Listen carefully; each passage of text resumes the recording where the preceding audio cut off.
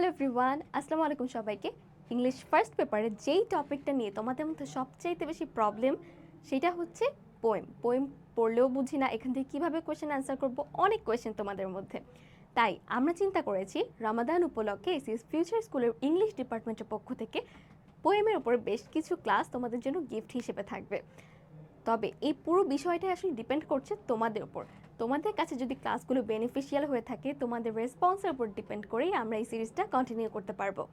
তো আজকে আমরা গ্লিমস অফ আওয়ার কালচার এই ইউনিটের একটা পোয়েম, দ্য চিলড্রেন্স সং, এই পোয়েমটা আজকে আমরা পড়াশোনা করব। তো এইটার পোয়েটকে, এটার পোয়েট হচ্ছেন রুডিয়ার্ড কিপলিং। এই যে নামের স্পেলিংগুলো খুব বেশি ইম্পর্টেন্ট, নামের স্পেলিংগুলো খুব ভালোভাবে মনে রাখতে হবে। Land of our birth, we pledge to thee our love and toil in the years to be. এখানে প্লেজ অর্থ হচ্ছে প্রমিস করা বা প্রতিজ্ঞা করা, আর এই দিটা হচ্ছে অ্যানশিয়েন্ট ইংলিশের একটা ওয়ার্ড যার অর্থ তোমাকে বা you. Our love and toil in the years to be, toil মানে আমরা জানি যে পরিশ্রম, আর ইয়ার্স টু বি বলতে সামনের দিনগুলোতে। তো এখানে বাচ্চারা ওদের ল্যান্ড অফ আওয়ার বার্থ মানে জন্মভূমিকে প্রতিজ্ঞা করছে, জন্মভূমির প্রতি প্রমিস করছে যে সামনের দিনগুলোতে আমাদের সমস্ত ভালোবাসা এবং পরিশ্রম সবই তোমার জন্য হবে। এখন সামনের দিনগুলো কেন মেনশন করছে? কারণ যেহেতু ওরা এখনও চিলড্রেন বা বাচ্চা, তো খুব বেশি কিছু চাইলে ওদের জন্মভূমির জন্য এখনই করতে পারছে না। তাই ওরা প্রমিস করছে যে জন্মভূমি সামনের দিনগুলোতে যখন আমরা বড় হয়ে যাব তখন আমাদের সকল পরিশ্রম এবং ভালোবাসা আমরা তোমার জন্যই ব্যয় করব। When we are grown and take our place as men and women of our race, এই যে আপু মাত্র যে কথাটা বললাম সেটাই। যখন হচ্ছে আমরা বড় হব, আমরা রেসপন্সিবল সিটিজেন হব, রেসপন্সিবল মানুষ হব, তখন আমাদের সকল পরিশ্রম এবং সকল ভালোবাসা তোমার জন্যই হচ্ছে আমরা সেটা সার্ভ করব। Father in heaven, who lovest all, oh help thy children when they call. এখানে লাভেস্ট এবং দাই দুইটাই অ্যানশিয়েন্ট ইংলিশ থেকে আসছে, বা প্রাচীন ইংলিশ সাহিত্যে এই ওয়ার্ডগুলো আসলে ব্যবহার করা হতো। লাভেস্ট দিয়ে বোঝাচ্ছে হচ্ছে লাভস, আর এখানে দাই হচ্ছে ইয়োর।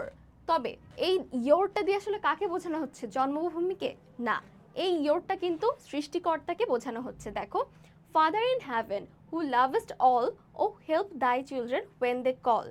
তাহলে স্বর্গের পিতা মানে কি? সৃষ্টিকর্তা বা ভগবান। হু লাভেস্ট অল, যে পৃথিবীর সবাইকে ভালোবাসে।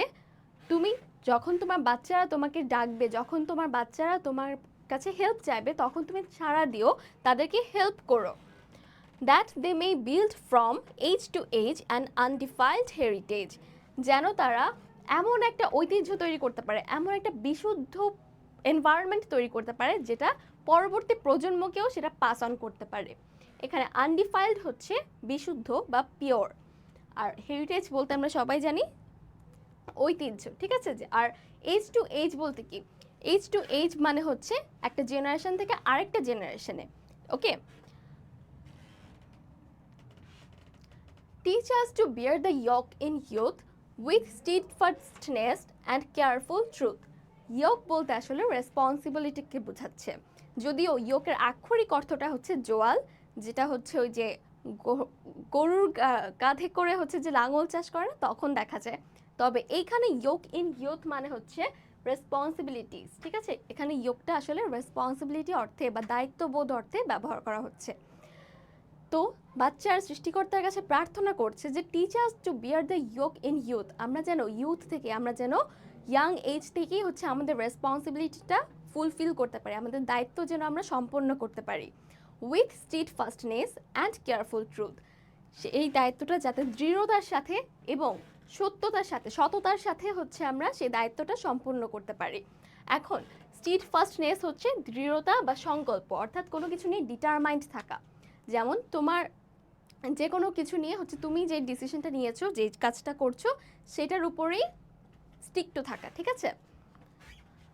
The truth that in our time thy grace may give the truth whereby the nations live. আমাদের সময় বলতে এই যে চিলড্রেনগুলো যখন বড় হবে, যখন ওরা ম্যাচিওর হবে, সেই সময়ে সৃষ্টিকর্তা আশীর্বাদ প্রার্থনা করছে যাতে ওরা ওদের জাতিকে বা আমাদের নিজ জাতিকে যেন হচ্ছে আমরা সত্যতার একটা শিখরে নিয়ে যেতে পারি, জাতির উন্নতি করতে পারি, জাতির নামটাকে অক্ষুণ্ণ রাখতে পারি। Teach us to rule ourselves always, controlled and cleanly night and day. তো সৃষ্টিকর্তার কাছে এখানেও প্রার্থনা করা হচ্ছে যাতে আমরা আমাদের নিজেদেরকে কন্ট্রোল করতে পারি, আমাদের নিজেদের উপর যাতে হচ্ছে আমাদের ডিসিপ্লিনড একটা লাইফ আমরা লিড করতে পারি, এবং cleanly night and day. Cleanly বলতে হচ্ছে সিম্পল, এখানে ক্লিনলি ওয়ার্ডটা ইউজ করা হচ্ছে সিম্পল হিসেবে। তো সৃষ্টিকর্তার কাছে প্রার্থনা করা হচ্ছে যেন এই চিলড্রেনগুলা, এই ছোটো বাচ্চাগুলো যখন ম্যাচিওর পার্সন হবে তখন যাতে ওরা একটা সিম্পল লাইফ পায়, ওদের লাইফে যাতে খুব বেশি জটিলতা না থাকে এবং একটা ডিসিপ্লিনড লাইফ যেন ওরা লিড করতে পারে। That we may bring if need arise no mind and oats sacrifice. এবং এখানে আবারও প্রে করতেছে ওরা, যখন প্রয়োজন হবে। দেখো, ইফ নিড অ্যারাইজ মানে কি, যখন প্রয়োজন হবে, যখন প্রয়োজন হবে সেই প্রয়োজন অনুসারে যেন ওরা স্যাক্রিফাইস করতে দ্বিধাবোধ না করে, এবং একই সাথে এই স্যাক্রিফাইসটা যাতে মূল্যহীন না হয়, অথবা এই স্যাক্রিফাইসটা যাতে হচ্ছে ওরা হাফ হার্টেডলি না করে। হাফ হার্টেডলি বলতে মানে কোনো কিছু করতে তুমি ইচ্ছুক না, বাধ্য হয়ে করতে হচ্ছে তোমাকে, এইরকমও যাতে না হয়। অর্থাৎ ওরা স্যাক্রিফাইসটা যেন একদমই আন্তরিকতার সাথে করতে পারে এবং ওদের স্যাক্রিফাইসটা যাতে ভ্যালুয়েবল হয়, সেটাই ওর সৃষ্টিকর্তার কাছে প্রার্থনা করছে। Teach us to look in all our ends on thee for judge and not our friends. এই যে দেখো, এখানে on thee বলতে কি বোঝাচ্ছে? এই যে আপু আগেও বলেছিলাম যে দিটা কি, দিটা হচ্ছে অ্যানশিয়েন্ট ইংলিশ থেকে আসছে। তো এখানে বলা হচ্ছে যে যখন আমাদের যে কোনো কাজের জন্য যাতে আমরা তোমাকেই জাজ হিসেবে গ্রহণ করি, আমরা যেন আমাদের ফ্রেন্ডদেরকে বা অন্য কাউকে জাজ হিসেবে না মানি। অর্থাৎ আমাদের জীবনের উপর বা আমাদের কাজের উপর যাতে হচ্ছে অন্য কারো অধিকার ফলানোর। Teach us to look in all our ends on thee for judge and not our friends. তো এখানে থিটা আসছে কোত্থেকে? ওই যে অ্যানশিয়েন্ট ইংলিশে, যেটা থি এর অর্থ হচ্ছে ইউ বা তোমাকে। তো সৃষ্টিকর্তার কাছে বাচ্চারা প্রার্থনা করছে যে হে সৃষ্টিকর্তা, আমাদের লাইফ যেমনই হোক, এটা ভালো হোক বা খারাপ হোক, এই জাজমেন্টের দায়িত্ব যেন আমি তোমার কাছেই দিই। আমি আমার কোনো ফ্রেন্ডকে বা বাহিরের কোনো মানুষকে যাতে এই অধিকারটা না দিই যে ওরা আমার লাইফটা এসে কন্ট্রোল করবে বা জাজ করবে। That we with thee may walk uncowed by fear or favor of the crowd. দেখো, আমরা যেন এই যে দ্যাট উই উইথ থি বলতে সৃষ্টিকর্তার সাথে, ঠিক আছে? তো সৃষ্টিকর্তার কাছে বাচ্চারা এটাও প্রার্থনা করছে আমরা যেন তোমার সাথে থেকে তোমার দেখানো পথেই চলি এবং কারো দ্বারা ভীত না হই। আনকাউড মানে হচ্ছে আনঅ্যাফ্রেড, কাউকে ভয় না পাওয়া, ভীত না হওয়া। By fear or favour of the crowd, এই যে মানুষের কথায় বা মানুষের চোখে ভালো হওয়ার জন্য যাতে আমরা এমন কোনো কাজ না করি, বরং আমরা যেন তোমার সাথে থেকে তোমার দেখানো পথে চলে লাইফটা লিড করতে পারি। তো এই কথাটাই হচ্ছে বাচ্চারা সৃষ্টিকর্তার কাছে প্রার্থনা করছে এই চারটা স্ট্যান্জায়। Teach us the strength that cannot seek by deed or thought to hurt the weak. Seek অর্থ কি? Attempt to find মানে কোনো কিছু খোঁজার চেষ্টা করা, ঠিক আছে? কোনো কিছু খোঁজার চেষ্টা করা। আর ডিড হচ্ছে কাজ, থট মানে চিন্তা, ঠিক আছে? তাহলে সৃষ্টিকর্তার কাছে এবার বাচ্চারা প্রার্থনা করছে, হে সৃষ্টিকর্তা, তুমি আমাকে এতটা শক্তিশালী করে দাও, আমাকে এই শক্তিটা দাও যেন আমি কখনোই এরকম কোনো কাজ না করি বা এরকম কিছু চিন্তাও না করি যেটা আরেকজন মানুষকে, আরেকটা দুর্বল মানুষকে ক্ষতি করতে পারে বা কষ্ট দিতে পারে। That under thee we may possess man's strength to comfort man's distress. তারপর বাচ্চারা বলছে যে হে সৃষ্টিকর্তা, তোমার কাছে, তোমার ছায়ায় থেকে মানে তোমার আন্ডারে থেকে আমরা যাতে এই ধরনের একটা শক্তি অর্জন করতে পারি যেটা আরেকটা মানুষের দুঃখ কষ্টকে কমিয়ে দিতে পারে, লাঘব করতে পারে। ডিস্ট্রেস মানে হচ্ছে দুঃখ। তাহলে সৃষ্টিকর্তার কাছে ওরা এবার প্রার্থনা করছে, হে সৃষ্টিকর্তা, তুমি আমাকে এই শক্তিটা দাও যাতে আমার কাছে আসলে একটা কষ্ট, মানে একটা মানুষ অনেক দুঃখ নিয়ে আমার কাছে আসছে, কথা বলছে, এবং আমি যেন তাকে কমফোর্ট দিতে পারি, এই শক্তিটা তারা এবার প্রার্থনা করছে। Teach us delight in simple things and mirth that had no bitter springs. দেখো, ডিলাইট এবং মার্থ দুইটা শব্দেরই অর্থ হচ্ছে আনন্দ। তো এইবার সৃষ্টিকর্তার কাছে বাচ্চারা প্রার্থনা করছে, হে সৃষ্টিকর্তা, আমরা যেন সবসময় আনন্দে থাকি, আমরা যেন সবসময় হ্যাপি থাকি, কোনো দুঃখ দুর্দশা না থাকে, কিন্তু সেই সাথে ওরা এটাও মেনশন করছে এবং এই আমার আনন্দের পিছনে যাতে আরেকজনের দুঃখের কারণ না হয়, ঠিক আছে? অর্থাৎ মানে আমি ভালো থাকবো এবং আরেকটা মানুষও ভালো থাকবে, অন্যের ক্ষতি করে আমার ভালো থাকার দরকার নেই, আমাকে তুমি অলওয়েজ আনন্দের মধ্যে রাখো, কিন্তু এই আনন্দের পিছনে যাতে আরেকটা মানুষের দীর্ঘশ্বাস না থাকে। Forgiveness free of evil done and love to all men neath the sun. ওকে, এখানে নিথটার এই যে অ্যাপোস্ট্রফি দিয়ে হচ্ছে বিনিথের বিটাকে অমিট করা হয়েছে, ঠিক আছে? তাহলে forgiveness free of evil done and love to all men beneath the sun. তারপরে সৃষ্টিকর্তার কাছে এবার প্রার্থনা করছে আমি যাতে ক্ষমাশীল হয়ে উঠতে পারি। বাচ্চারা এবার প্রার্থনা করছে তারা যেন ক্ষমাশীল হয়ে উঠতে পারে এবং এই পৃথিবীর যত মানুষ আছে তাদের সকলকে ভালোবাসতে পারে। কে তার সাথে খারাপ কাজ করলো, কে একটা খারাপ কথা বললো, কষ্ট দিল, সেগুলো মনে না রেখে, সেগুলো ভুলে যেয়ে যেন সকলকে নিয়ে ভালো থাকতে পারে, সকলকে ভালোবাসতে পারে, সেই কথাটাই সে সৃষ্টিকর্তার কাছে এবার প্রার্থনা করছে। Land of our birth, our faith, our pride. তো এই জন্মভূমি, যেটা আমার জন্মভূমি, জন্মের স্থান, আমার বিশ্বাস, আমার ফেথ, ভরসার জায়গা, আওয়ার প্রাইড, গর্বের জমি যেটা, for whose dear sake our fathers died. এখানে আওয়ার ফাদার্স বলতে আসলে আমাদের পূর্বপুরুষ বা অ্যানসেস্টরদেরকে বোঝানো হচ্ছে। তো এই জন্মভূমির জন্য, যেই জন্মভূমিটার জন্য আমার পূর্বপুরুষরাও স্যাক্রিফাইস করে গেছে, head, heart and hand through the years to be. আমার সকল মেধা, ভালোবাসা এবং কর্মশক্তি দিয়ে সামনের বছরগুলোতে আমি তোমাকে সেবা করে যাব। তো এই লাস্টের 3টা লাইনের অর্থ কি দাঁড়ালো? যে হে আমার জন্মভূমি, তুমি আমার বিশ্বাসের প্রতীক, তুমি আমার ভালোবাসার, গর্বের প্রতীক, এবং তোমার জন্য আমার পূর্বপুরুষরা, যেই ভূমিটার জন্য আমার পূর্বপুরুষরাও স্যাক্রিফাইস করে গেছে, আমি আমার সকল মেধা, সামনের দিনগুলোতে আমার সকল মেধা, পরিশ্রম এবং ভালোবাসা এই জন্মভূমির প্রতি নিবেদন করব, ঠিক আছে? এই জন্মভূমির প্রতি উৎসর্গ করব। তো এই পুরো পোয়েমটাই আসলে হচ্ছে একটা প্রেয়ার পোয়েম বা প্রার্থনামূলক কবিতা, ঠিক আছে? আশা করছি তোমাদের লাইন বাই লাইন আর কোনো প্রবলেম থাকবে না।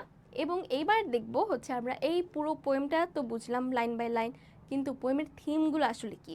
কোয়েশ্চেন অ্যান্সার করার সময় আমাদের মিনিং তো বোঝা লাগবেই, মিনিং বুঝতে হবে, কারণ অনেক কঠিন ওয়ার্ড থাকে।